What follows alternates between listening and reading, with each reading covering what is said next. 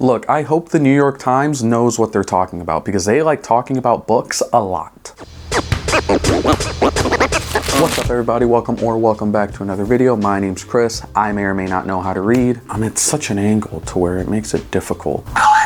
And today we're going to be going over the 2025 100 most notable books as decided by the New York Times Book Review. So I did make this video last year and I had a really fun time doing it, and I believe that this is also where the New York Times gets their top 10 books of the year. They like whittle it down from this 100, and I've gotten a lot of very good recommendations from this list last year. Right now, I think we're going to separate these books on how much I care about them. Obviously, literature is an art, and I don't want to speak ill on books that I don't care about, but I think we're going to split them up in books that I care about, books that I want to read, books that I'm kind of mid on, 50-50, nothing too crazy, and then books that I don't care about or books that I'm just not really interested in reading. All right, so I have the article on my phone. Looks like it was written by the New York Times book staff, published November 24th. It says, each January, the editors and critics of the book review begin sifting through thousands of new books.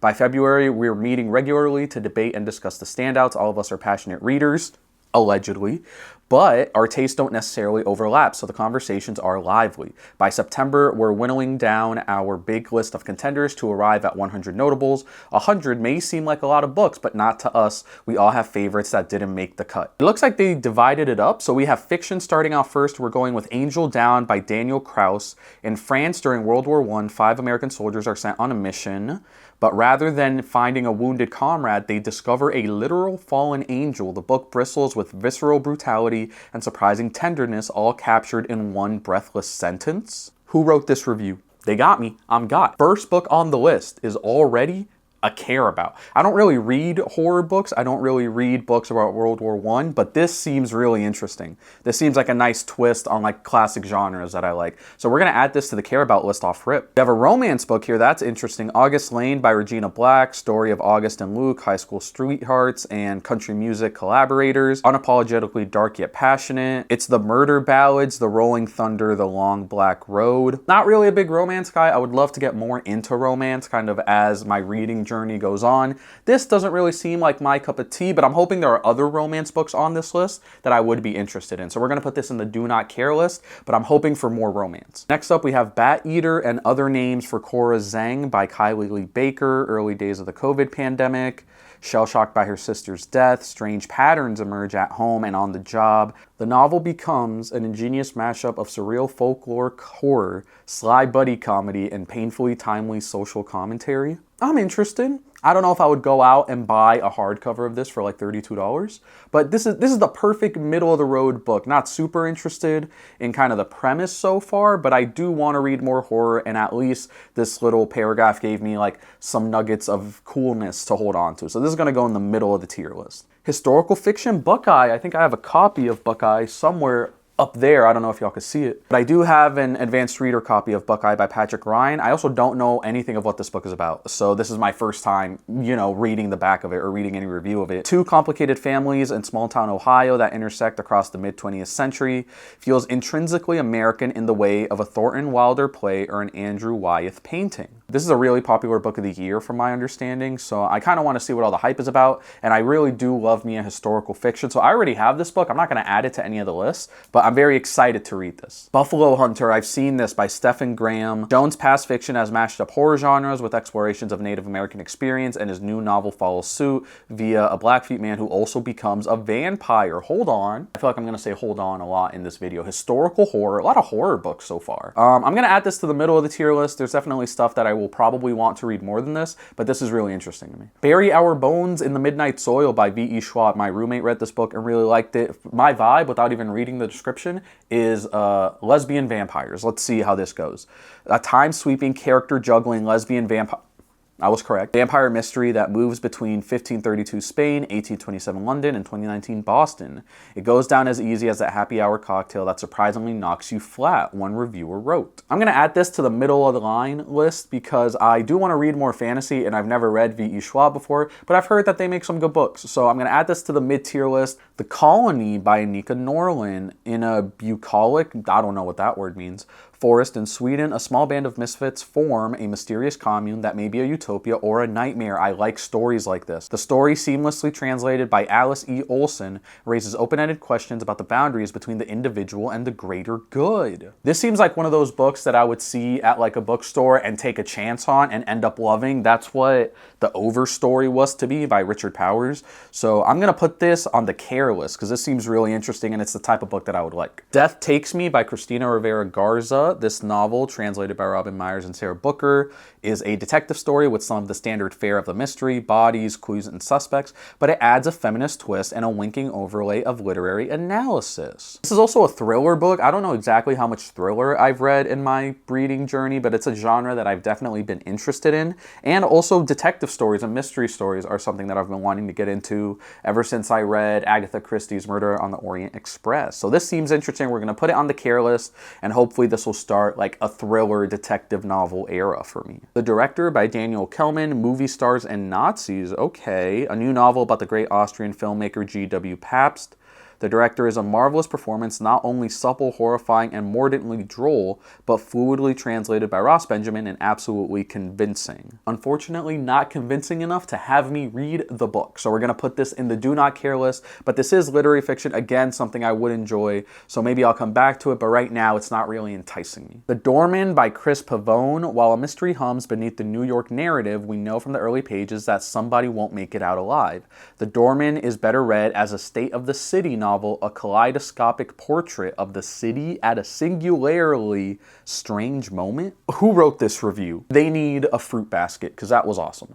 So I'm going to put this in the mid-tier list. It was an awesome review, but there isn't a lot to go off of here, but it is a thriller. I'm assuming there's some sort of mystery there if we know that someone's going to be dead and we don't know who they are at the beginning of the book. The Feeling of Iron by Jamie Alonge. I definitely said that incorrectly, my bad. This stunning novel follows two Holocaust survivors on a quest for revenge over decades and continents. In its scope and beauty, The Feeling of Iron recalls great 19th century novels. I'm feeling like a Count of Monte Cristo vibe, but adapted to the Holocaust and their survival. I'm in. I'm locked. The Count of Monte Cristo is staring at me at the top of my bookcase like the Green Goblin mask. So I definitely will read that before I read this, but I'm going to put this in the care list definitely. Next up, we have Flesh by David Zale. A lonely young man, Istvan, grows up in a Hungarian housing project and gets swept up along a journey to the upper echelons of British society. He lets us feel Istvan's longing for meaning, for experience, for belonging, as he moves from humble beginnings to heady heights and back again. It says this is like American Psycho, which is really interesting. I'm not sure how I feel about it, particularly because I've never read American Psycho. I'm kind of interested. I think, honestly, I feel like being cutthroat. I'm sure a lot of people like this book. It's going in the do not care list. Yell at me in the comments. I don't really care. Don't care, still don't care. I don't care. A Gentleman's Gentleman. We have a romance by T.J. Alexander. Christopher Winthrop must find himself a wife. He is trans. He has kept secret from London society. A tender confection of a book full of witty blundering and rich emotional payoffs. That sounds interesting. I wonder how much trans diversity or inclusion there is in modern popular romance, because I don't hear about it, but I'm also not a part of that space at all. So I'll put this in the mid-tier list just because it's something different. Good Liar by Denise Mina threads questions of class, privilege, and establishment conspiracy into a riveting tale that travels down many unexpected paths. It opens as the distinguished forensic scientist Claudia O'Shiel delivers a speech about an infamous double murder she helped solve. She was going to tell the truth, Mina writes. It would ruin her life, but she had to do it. I wonder if this works kind of like a frame narrative where it starts out with her delivering this speech and the entire book is told as the backstory of everything she's talking about in the speech before ending on the speech itself, kind of like how Frankenstein was. I think this is the perfect definition of a mid-tier book, so we're going to put it in that middle list, but I'm intrigued. We have A Guardian and a Thief by Megha Majumdar. I hope I said that correctly, my bad. Set in a near future Kolkata, this novel follows Boomba, a thief desperate to help his family, and Ma, who is set to join her husband in the United States on a climate visa until she discovers her travel documents have been stolen. Ooh. A compassionate portrait of desperation, fear, and the combined selflessness and selfishness of Parenthood. Hold on. You know what? I'm in there. Put it in the care list. This sounds cool. Heart the Lover by Lily King, a college love triangle ripple through King's new novel, which features a sharply observant, aspiring female writer and the pair of male best friends she meets in her 17th century lit class, who nickname her Jordan after the Great Gatsby's Jordan Baker, and vie for her affection while struggling to preserve their loyalty to each other. This sounds interesting. It says it's a literary fiction, but I'm assuming there's obviously like some romance beats in there. Love triangles and stuff like that, not really kind of my style of romance that I like to read. And again, I've only read Just for the Summer by Abby Jimenez and Funny Story by Emily Henry, but I think I really am interested when it comes to romance. I'm really the most interested in like character studies, so I would never classify Normal People by Sally Rooney as a romance, but that's the type of romance book I would like to read, where it's just studying two people and their relationship to each other, or multiple people and their relationships to each other. Like, I don't think that Heart the Lover is any of those things, but it's also not really interesting me from the type of literary fiction and the type of romance that I want to read. So it's going on the bottom tier list. An Appalachian Trail thriller. I didn't even know that was a genre. Heartwood by Amity Gage. When an experienced hiker named Valerie goes missing, two other women, a veteran game warden and a lonely but lively former scientist stuck in a retirement community, must crack the case. I think there are other thrillers on this list that I already want to read more than this, so I'm going to put this in the bottom tier, but maybe Amity Gage got something for me in the future, but it's not going to be Heartwood. Hollow Spaces by Victor Suthamanama. I'm sorry, I apologize. I gotta look this up. Victor Satamanant. I hope I said that better than I did in my first attempt. 30 years after John Lowe, the lone Asian American partner at his Manhattan firm, was acquitted of his girlfriend's murder, his children decide to investigate the crime once and for all. Sarah Wienman, our crime fiction columnist, wrote that Satamana unspools the tale with gorgeous precision, and it's related to The Lincoln Lawyer by Michael Connelly, which I've heard very good things about. The definition of a mid-tier book, this sounds really interesting. I like an acquittal, but still definitely like trying to find kind of the truth behind the story. It reminds me of one of my favorite movies, 12 Angry Men, where they're debating whether this young kid should go to jail for this murder. And eventually they decide to acquit him. Spoiler, the movie came out like 100 years ago. But they decide to acquit him of this murder. And a bunch of like critics of the movie are like, there's still a murder out there. Like, there's still a murderer doing something that killed this person. It just didn't happen to be this kid. So I'm interested in this sort of story here, but I think it's going to go in the mid-tier list just until I read some of the other stuff that I'm more interested in. The Hounding by Zenobi Purvis. I also have an ARC copy of this. 1700s England, the town of Little Nettlebed is scandalized by a rumor that the five Mansfield sisters are transforming into a pack of dogs at night. Purvis's debut is wildly inventive riff on the Gothic form with enough suspense and mounting dread to rival Shirley Jackson's The Lottery. Not really the type of book I would read, but I did get an advanced reader's copy. Obviously, the book has already come out, but I am very excited about this. It seems really interesting. Not going to put it on the list, but excited to read in the future. Civil War satire is a genre I've never heard of before. Follows a hapless teenage flag bearer just trying to stay alive. Dale's deft portrayal of American anti-blackness, class exploitation, and cultural uncertainty feels both accurate to the novel's 19th century setting and soberingly very contemporary, our reviewer wrote. This book is interesting, don't get me wrong, but I think I'm still going to put it in the do not care list because humor, and especially satire in books, is so subjective.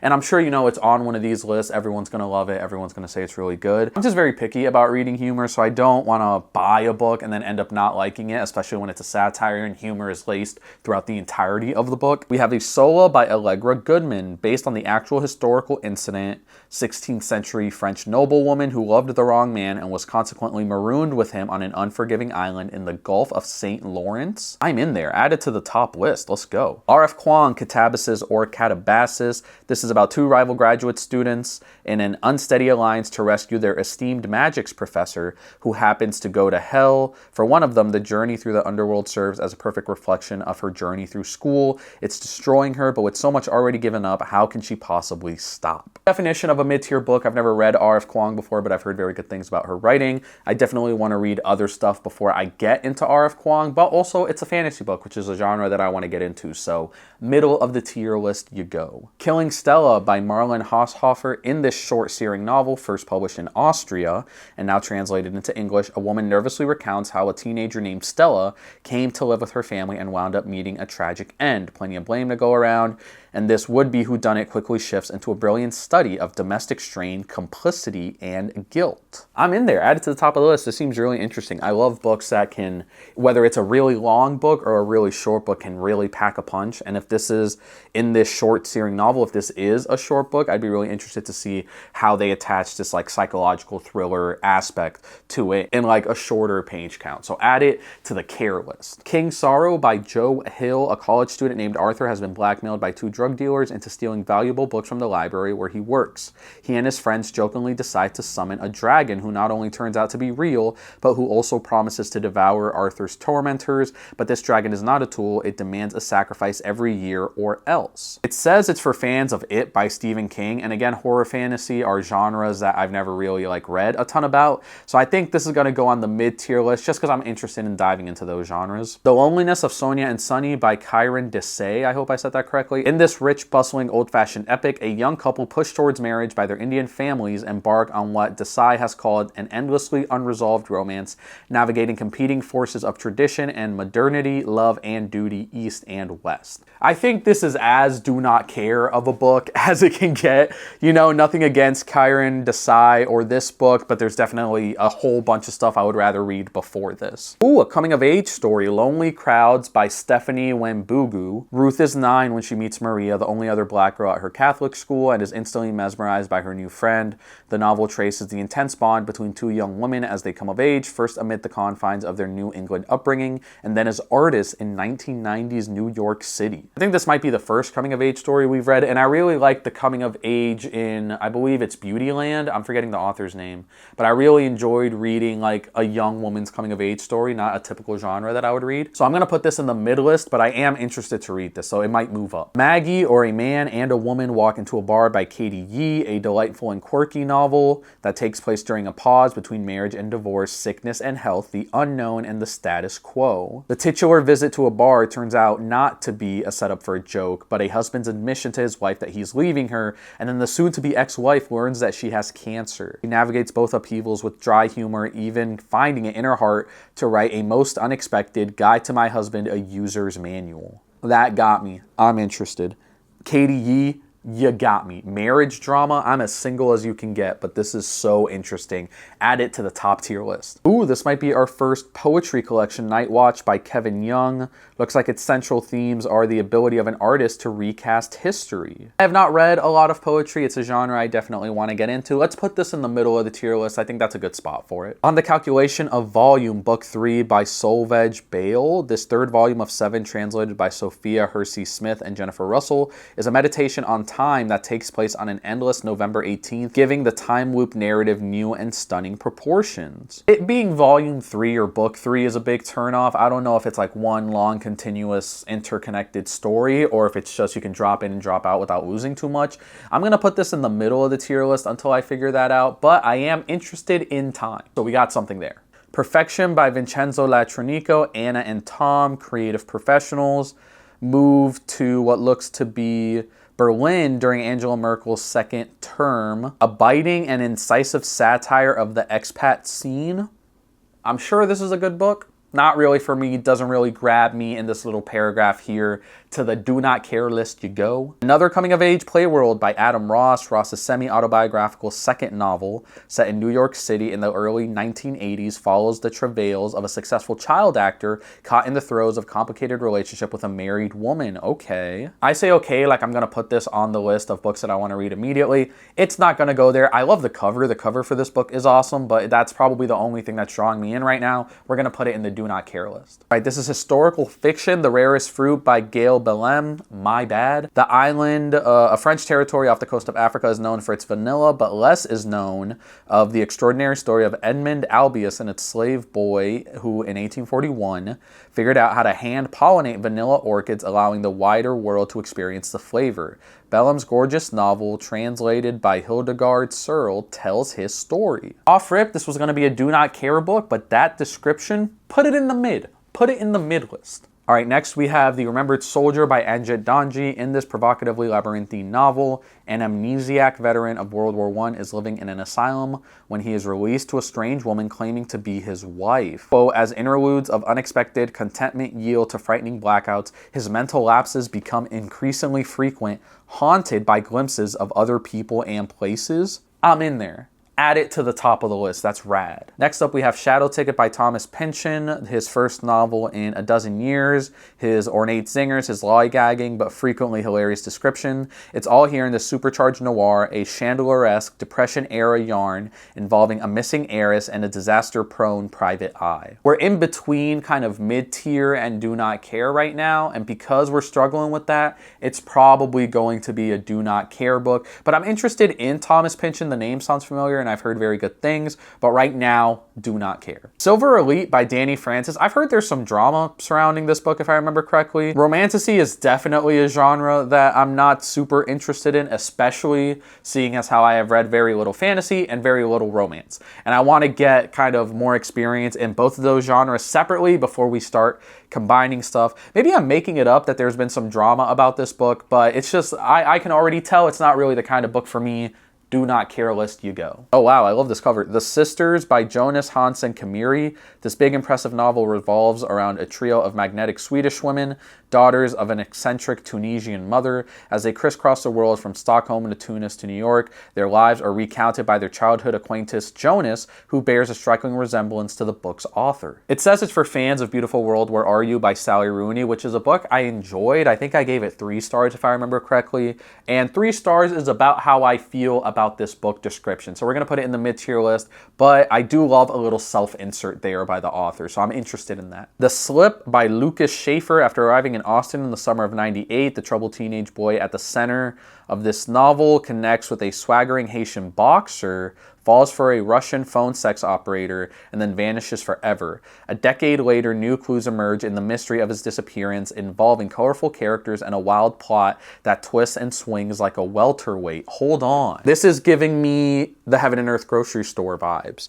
and I really liked Heaven and Earth grocery store. And how often do you read a book that is based around boxing that isn't just a memoir or a history book? So I'm very interested in this. This is going to go in the care list immediately. The South by Tash Aw. Set over the course of one languid summer, this sensual, psychologically rich novel follows the intertwining dramas of a Malaysian family grappling with expectations and personal secrets at their remote, rundown farm. This is going to be a weird statement, but hear me out. I feel like I would like this book 4 months from now, but right now, I don't really care, unfortunately. Do not care list. Another poetry collection, Startlement by Ada Limon, just ended 2 terms as the United States Poet Laureate on top of a heaping pile of other accolades she has earned throughout her career, a voice that is charming and warmly personal. I'm already interested.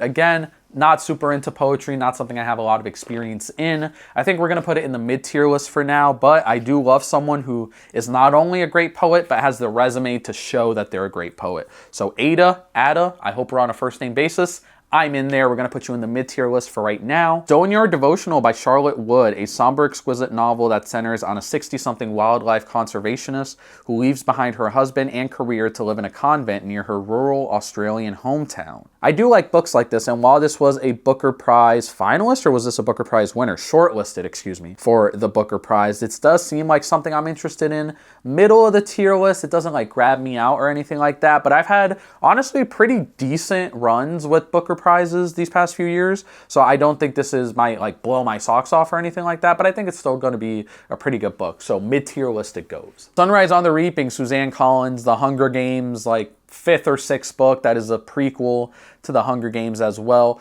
Off rip, no disrespect to any Hunger Games fans, I'm gonna put this in the do not care list. I have not read any Hunger Games books. I don't remember watching any of the Hunger Games movies. It is a series that has completely missed me, even though I was the right age to read these books when it came out. So I think I might watch them or read them someday, but that day is not today. These Summer Storms by Sarah McLean. Alice Storm has been estranged from her family for 5 years, but reluctantly returns to their Rhode Island estate after the accidental death of her billionaire father. Oh, this looks to be like one of those things where like they have to fight over the will and stuff like that, but it's an inheritance drama. I've never heard of that genre before. Maybe there's a reason that I haven't heard of this type of genre before, because it doesn't really interest me.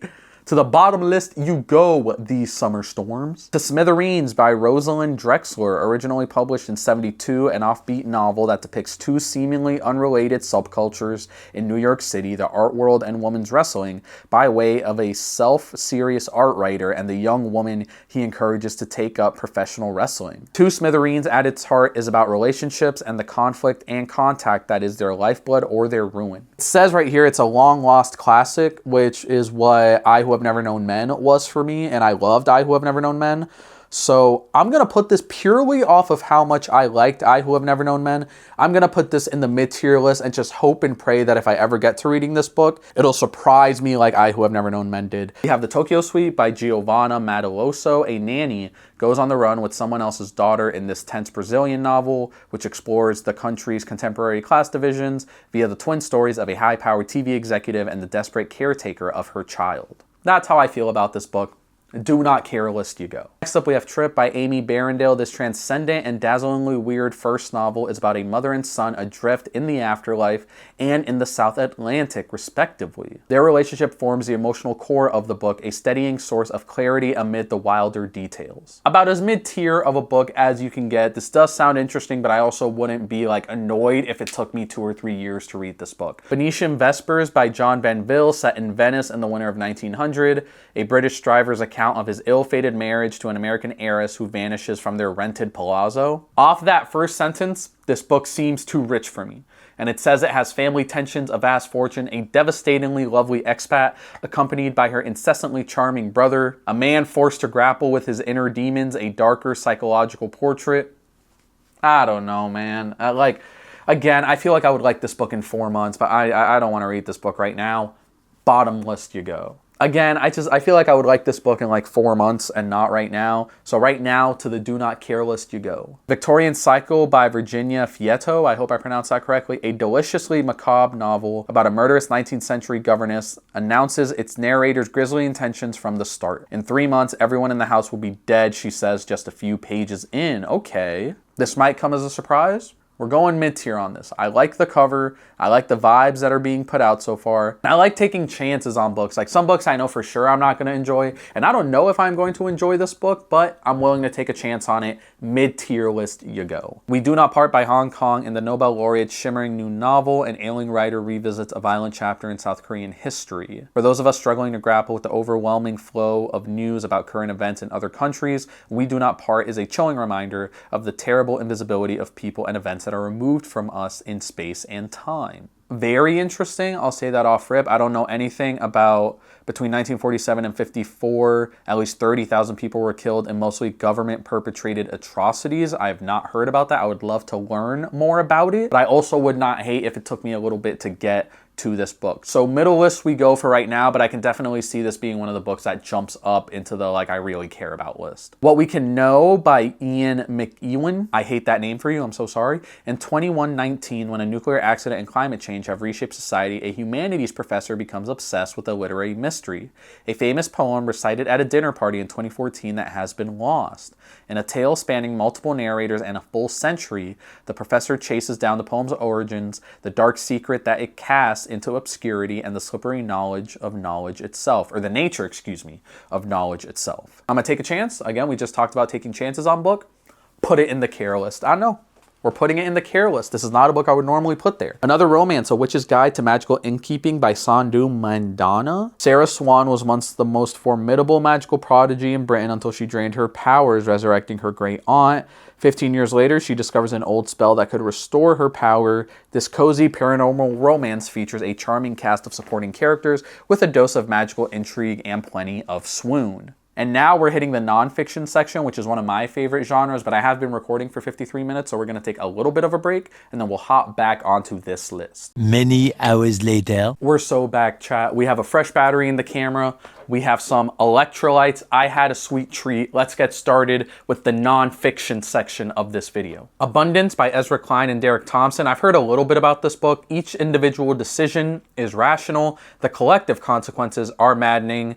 The two journalists reimagine American liberalism away from bureaucratic red tape. I'm gonna put this in the mid-tier list just because I have read a lot of nonfiction in my life, and I'm currently reading more fantasy and horror and all these genres that we've talked about that I wanna hop into. So I think I'm gonna be judging this nonfiction section a little harsher than I would have in previous years, but of course, books are books. They're gonna be around for the foreseeable future. I might change my mind in the future as well. The Age of Choice by Sophia Rosenfield. For centuries, when obedience was celebrated as the highest virtue, the right to choose for oneself in virtually all key aspects of life would have seemed either absurd or wicked. Rosenfield offers a rich, compelling account of how the experience of choosing ceased to be the object of suspicion and condemnation and became instead the hallmark of, at least in liberal and democratic societies, any life worth living. Another great mid-tier book. Again, I think if this was 6 months ago, I would have wanted to read this book more, but right now, Age of Choice, mid-tier. All Consuming, I've heard very good things about this book, and I definitely want to read this immediately,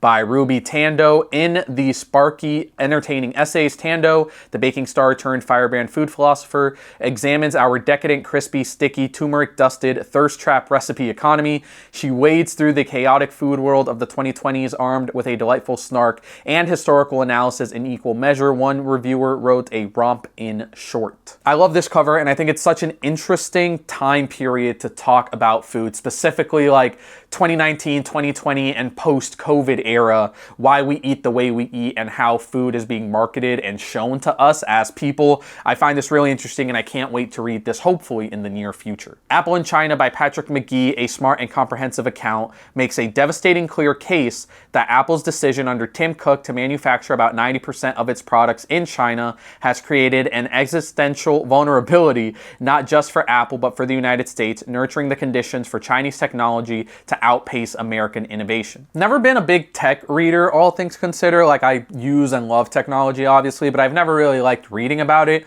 I'm gonna put this in the do not care list for right now, but it definitely seems like the kind of book in the do not care list that I'll, like, once I'm done reading everything that I actually want to read, I'll wrap my way around and maybe read the first few pages at a bookstore or something like that. The Arrogant Ape by Christine Webb, a primatologist who posits that animals have minds and all that goes with them, including feelings, intentions, agency, and consciousness. Her book argues against the pervasive belief in human exceptionalism and shows how data supporting the supposed chasm between human and animal intelligence has been systemically rigged in our favor. Do I want to read this book more than I want to read All Consuming, or more than I want to read Age of Choice or Abundance?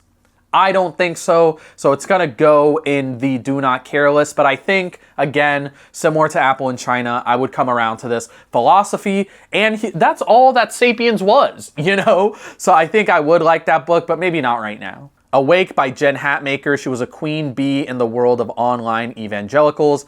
Then she turned over in bed one night in July 2020 after hearing her husband voice texting, "I can't quit you," to another woman, and watched her world fall apart. It has For Fans of Educated by Tara Westover on that, and I love that book, one of my favorite books of this year. Off of that recommendation alone, I'm going to put this book into the mid-tier list. Not the type of book I would typically read, but I am interested, especially if Jen Hatmaker is a very good writer, because I also think while the story of Tara Westover in Educated was interesting, I think what really sold how much I loved that book was Westover's writing. So if Hatmaker's writing is anywhere near that level of writing of Westover's writing, I will enjoy Awake. So we're going to put that in the mid-tier list for now. Baldwin by Nicholas Boggs. In this tender new biography, Boggs goes far beyond other scholars in tracing how James Baldwin's relationships affected his work. I know James Baldwin was like a really big civil rights activist, and he's a very talented and popular writer. I've never been super interested in him, and I've never read any of his stuff as far as I know.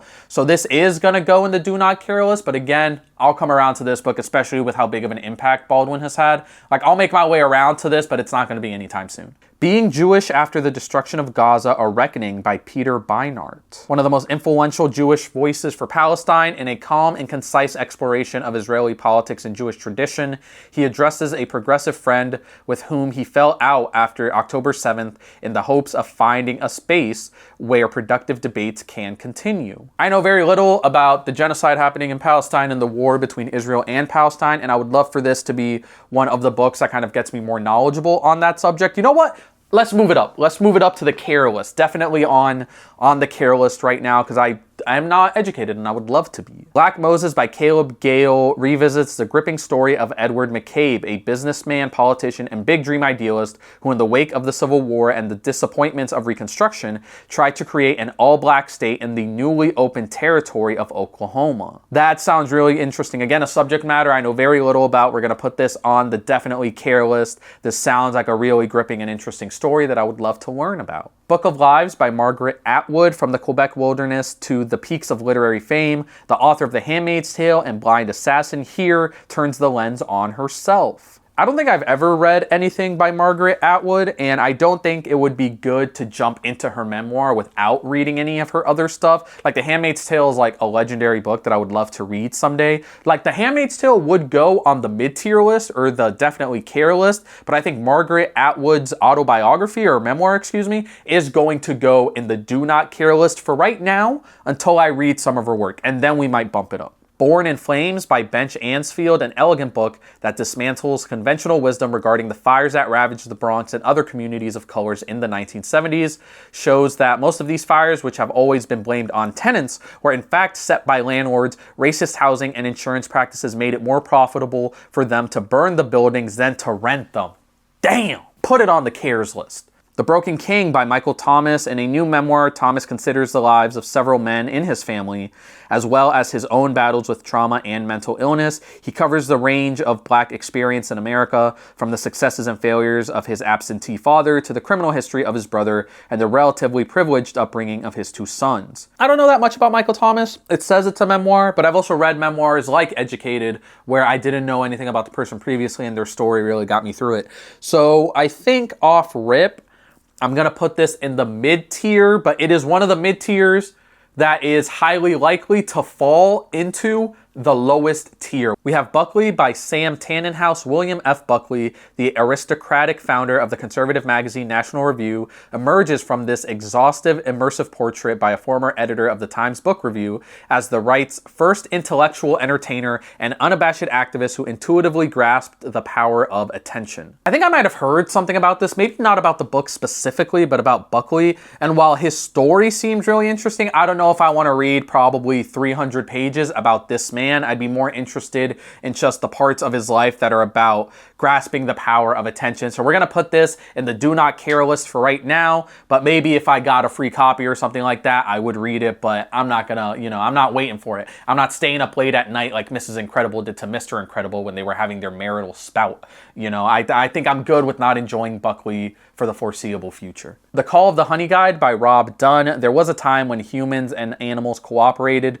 symbiotic relationships. Dunn draws on an ancient human history, sociology, ecology, and evolutionary biology to make a lively and unusually optimistic case for a return to living in harmony with nature. I think I would have liked this book less, or I wouldn't have wanted to read it if I hadn't read Overstory by Richard Powers. I come back to that book a lot because it really made me realize how interconnected a lot of life is, or a lot of human life is, with nature. And if this can even have anything relatively near that of how humans should live in these symbiotic relationships with animal nature as a whole, I'm super into it.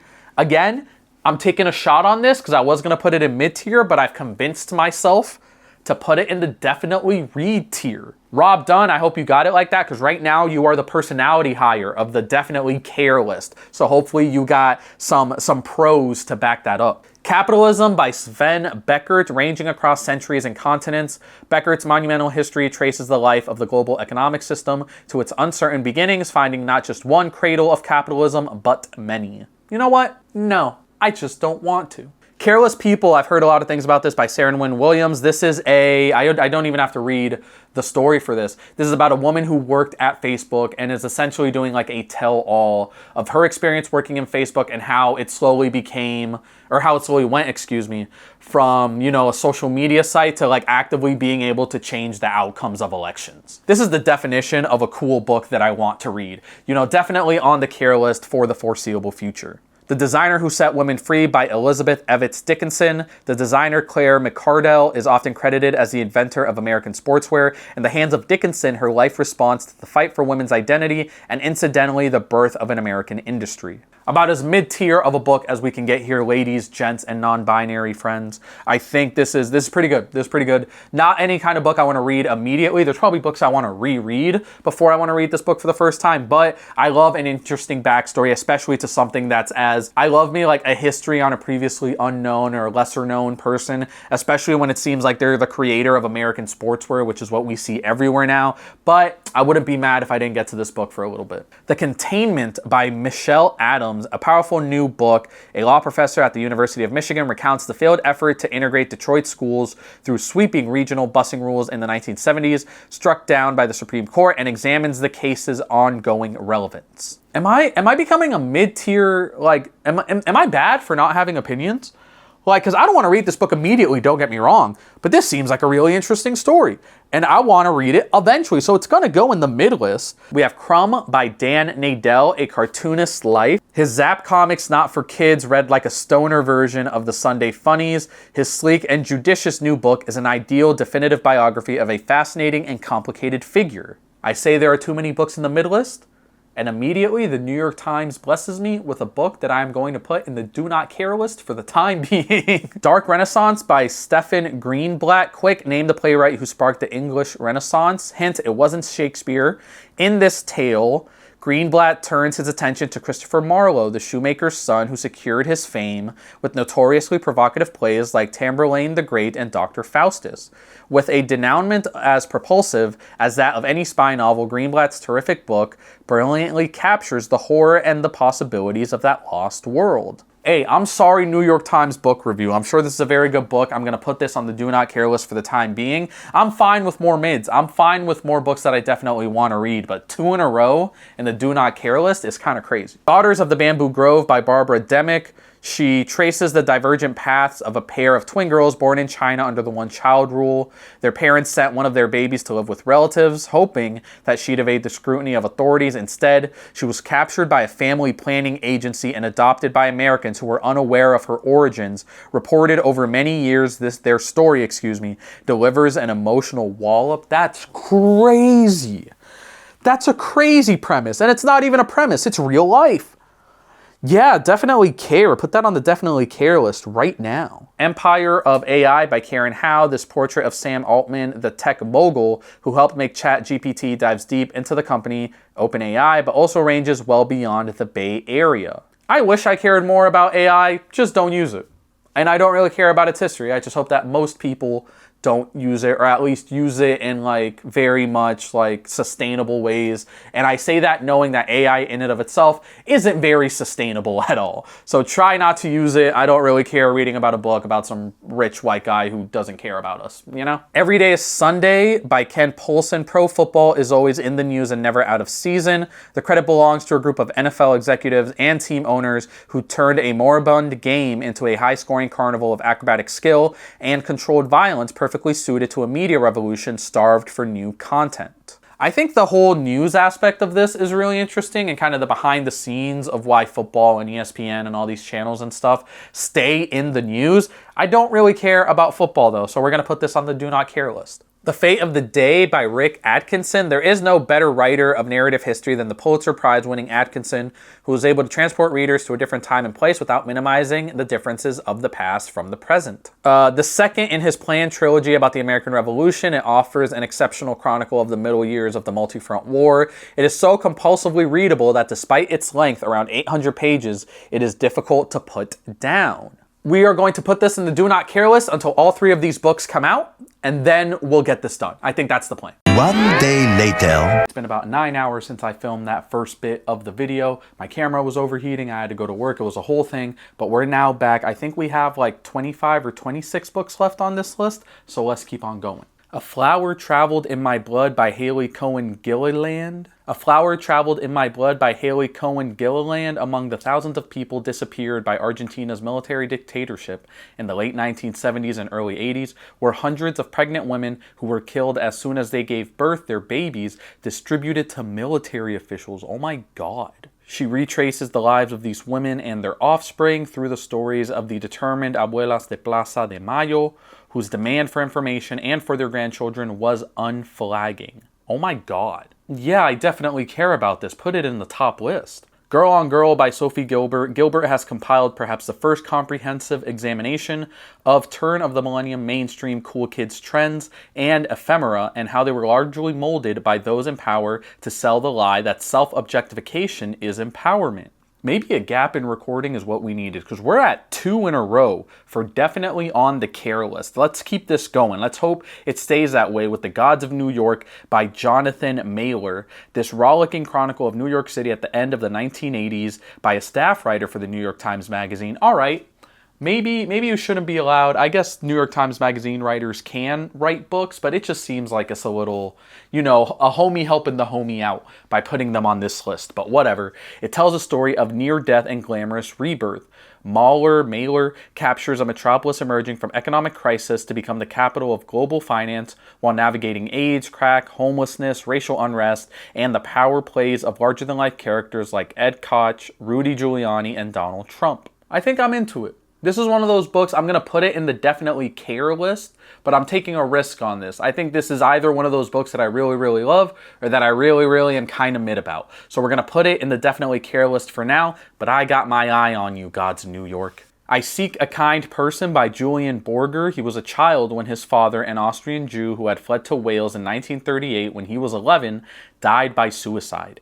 Decades later, Borger discovered something startling. His father's flight to freedom had been facilitated by a heartbreaking personal ad, one of the dozens that frantic parents in Nazi Europe had placed to find foster homes for their children. In this haunting and revelatory book, Borger tells their stories alongside his own. This seems really interesting, but it's definitely not the kind of book that I want to read right now. We're going to put it in the do not care list for the time being. Music History, John and Paul, A Love Story in Songs by Ian Leslie. Maybe the most controversial opinion on this channel. I like some of the Beatles songs. I don't think they're all that. I'm not even going to read the description to this. I just don't really care about the Beatles or John Lennon or Paul McCartney. Respectfully, into the do not care list you go. King of Kings by Scott Anderson. In this authoritative retelling by Anderson, a veteran foreign correspondent, the 1979 Iranian Revolution, which replaced a secular pro-Western Shah with a radical Islamic cleric, became the instigating event in a seismic geopolitical realignment in the Middle East. I'm gonna be honest, I know there are a lot of books on this list that seem like a lot. This book is too much for me. It's going to be in the do not care list for right now. Maybe Chris 8 months in the future will like this book, but me right now, I'm not touching this. This might be our first sports book. Oh no, we had the boxing book earlier. The Last Manager by John W. Miller. This vivid biography captures the Banty blustering genius of Earl Weaver, who as the Baltimore Orioles manager was famous for his hot temper, theatrical antics, and not least his impressively winning strategies. I don't really care about baseball that much. I feel like it would be disrespectful for other books on the mid list for this book to be inducted into the mid list. So we're going to put it in the do not care list for right now. Maybe if I get a little more into baseball, I'll read this, but I have no intention of reading this book anytime soon. Mark Twain by Ron Chernow. He also did the Washington biography, and he also did the Hamilton biography, which is on my current TBR. So I've heard very good things about his writing. Samuel Langhorne Clemens was a lot of things before he became the peerless writer known as Mark Twain. Typesetter, riverboat pilot, journalist, Confederate militiaman, miner, businessman, and more. Chernow's voluminous,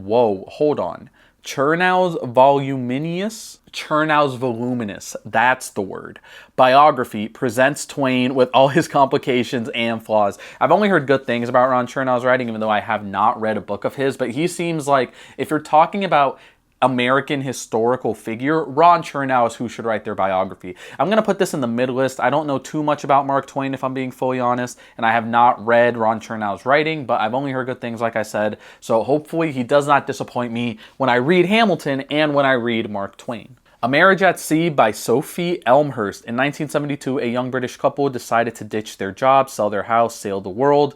All went well until a whale capsized their boat, at which point their story became one of miraculous survival and a relationship placed under unimaginable pressure. I'm interested. I don't know if this is the first book. Probably if I saw this book at like a Barnes & Noble or something like that, I wouldn't reach out and try to buy it immediately. But if there was a free copy on my Libby app, I would definitely read it. And if that isn't the definition of mid, I don't know what is. Next up, another memoir, we have Memorial Days by Geraldine Brooks. The Pulitzer-winning author of Horse and Other novel here recalls her loving marriage to journalist John Horwitz, another Pulitzer winner, and the stunned grief that led to her retreat to an island off Australia after his sudden death at age 60.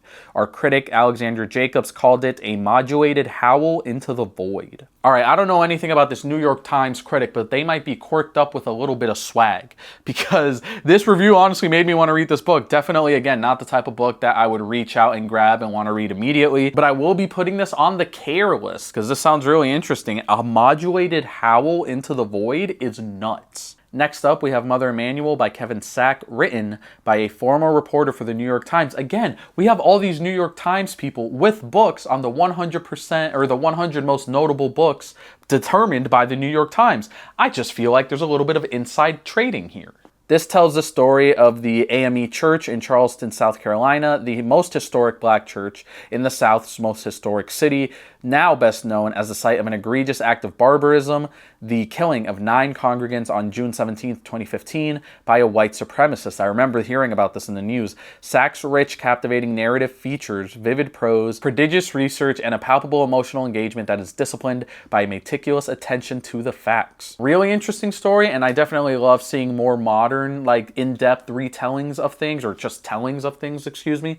So I think this is going to go in the mid list just because there's stuff I want to read more than this, but it does sound really interesting. Motherland by Julia Oft. She comes from a long line of women professionals from the Soviet Union, where working women, along with no-fault divorce, paid maternity leave, and child support were long the norm, weaving family history into the larger story of the country's groundbreaking attempt to emancipate women and build a new Soviet person.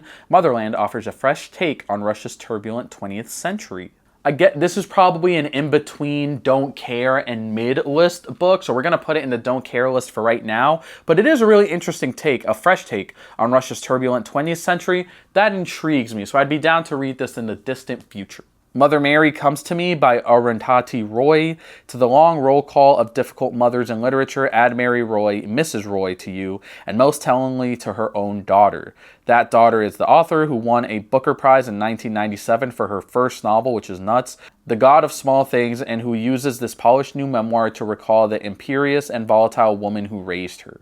Interesting book, definitely not the kind that I want to read right now. To the last, lowest tier list you go. 1929 by Andrew Ross Sorkin. For this novelistic account of the 1929 stock market crash, Sorkin combed through newspapers, archives, memoirs, and other sources, including never-before-seen minutes of meetings at the Federal Reserve. His tightly focused portrait on history's most spectacular financial collapse highlights the often tragic miscalculations of the bankers and politicians who were swept up in it. Chris, in like 2 months, would really like this book.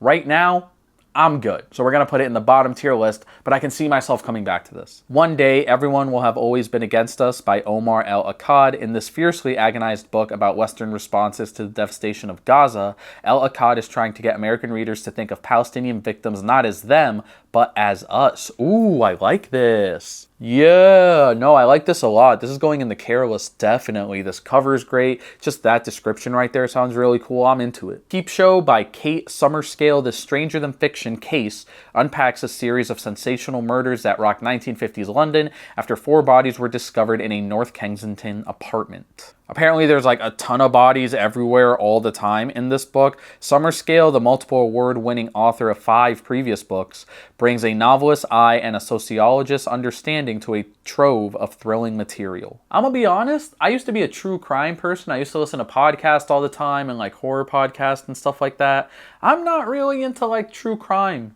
anymore. And like, of course, this is like a mystery and this is like a true story, but I don't know, like it doesn't interest me. Bottom list you go. But I feel like Chris from like 2018 would have loved this book. Chris right now, eh. We have Raising Hare by Chloe Dalton, a British writer and political advisor who stumbles upon an abandoned newborn brown leveret or hare in the English countryside near her home and decided to raise it herself.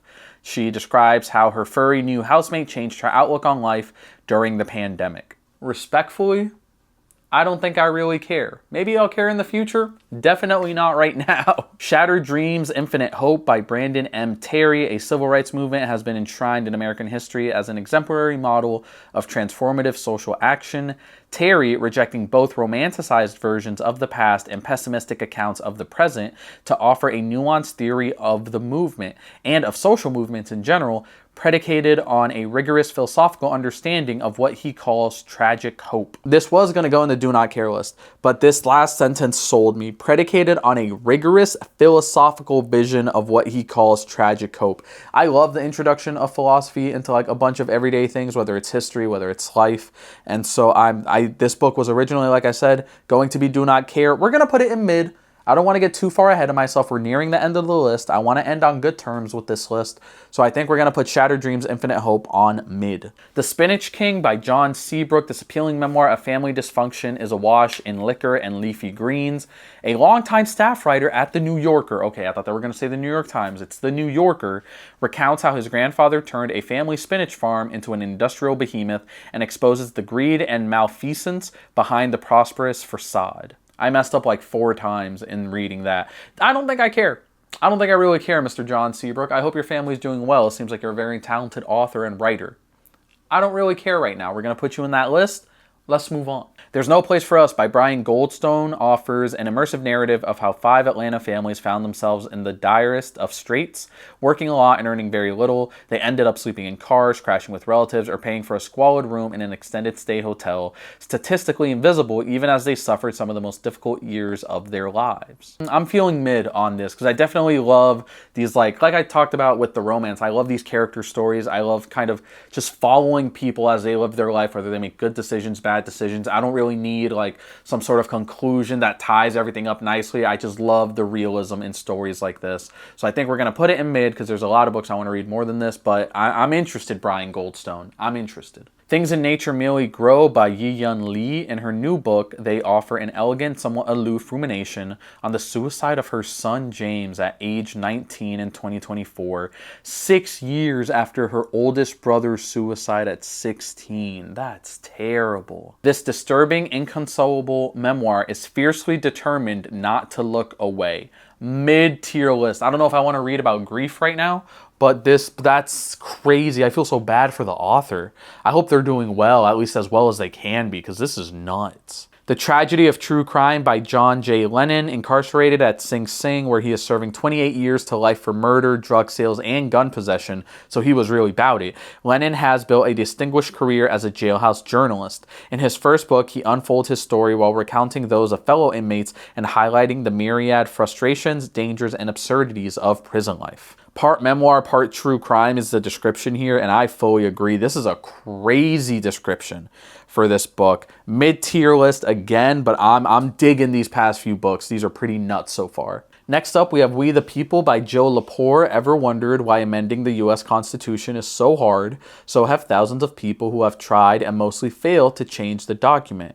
A Harvard historian and New Yorker staff writer tells the story of the centuries-long fight to remake American law in colorful detail. Maybe this makes me a bad person. I think I would be interested in reading this book by not reading this book and watching like a 22-minute YouTube video.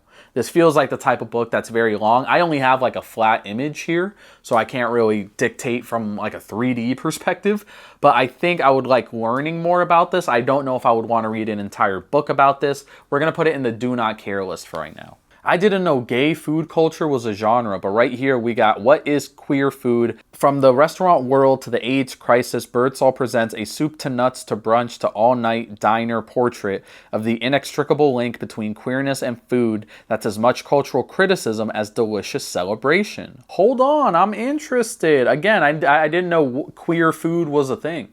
But I'm gonna put this in the care list. I care. I want to learn more about queer food. Sue me. Next up, we have Wild Thing by Sue Prideaux. Paul Goggins, I hope that's how you pronounce that. Boldly colored, formally inventive artwork inspired painters from Van Gogh and Picasso to the German Expressionists.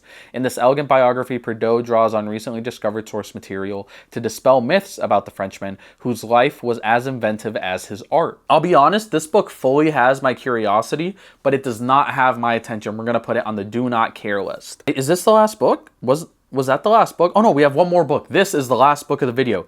We have Zorg, and I'm already digging the cover. I love a book about a ship. I love a book about pirates.